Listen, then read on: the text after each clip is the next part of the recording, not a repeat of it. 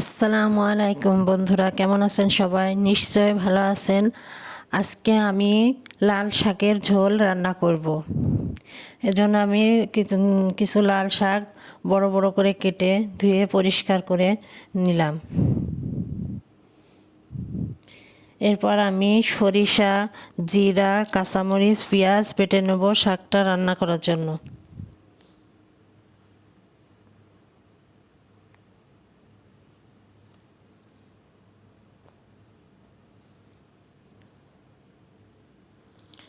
আমি বাড়িতে যে মাছ ছিল সেটা দিয়ে শাক রান্না করেছি। আমি মাছে হলুদ, লবণ এবং শুকনা মরিচের গুঁড়া দিয়ে ভালো করে মাখিয়ে সরিষার তেলে ভেজে নেব।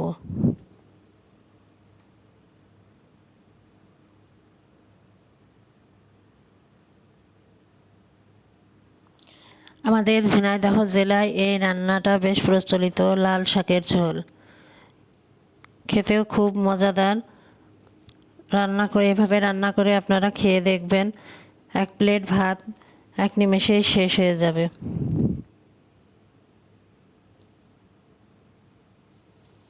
আমি মাছগুলোকে প্রথমে ভালো করে ভেজে নেব।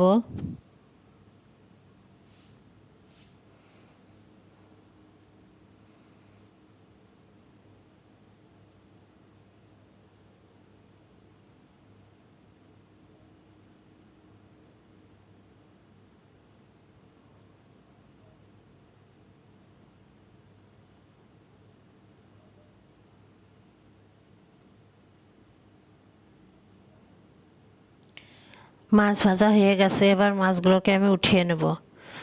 মাছ ভাজার এই তেলে আমি পেঁয়াজ দিয়ে দেব। পেঁয়াজ দিয়ে একটু ভাজা ভাজা হলে এর ভিতরে আমি লাল শাক দিয়ে দেব।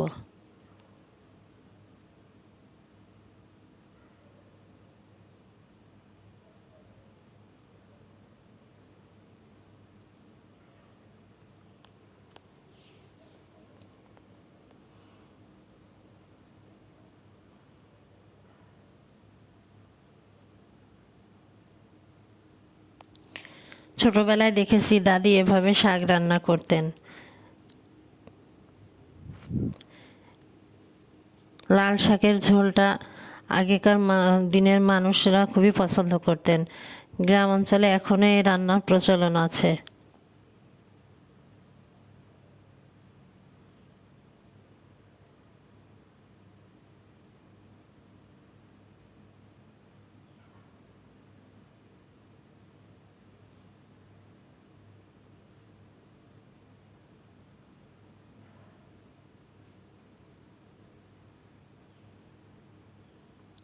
এবার আমি শাকের ভিতরে বেটে রাখা মশলাটা দিয়ে দিলাম, আর একটু হলুদ আর লবণ দিয়ে দেবো। লবণটা সবসময় নিজের স্বাদ অনুসারে ব্যবহার করাই উচিত।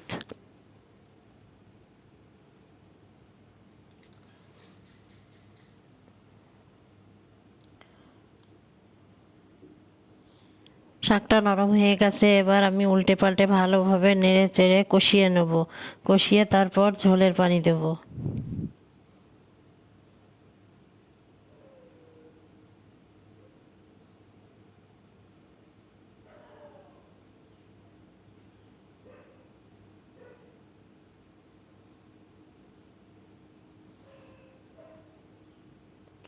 5 মিনিট জাল করব মাছটা দেবার পরে।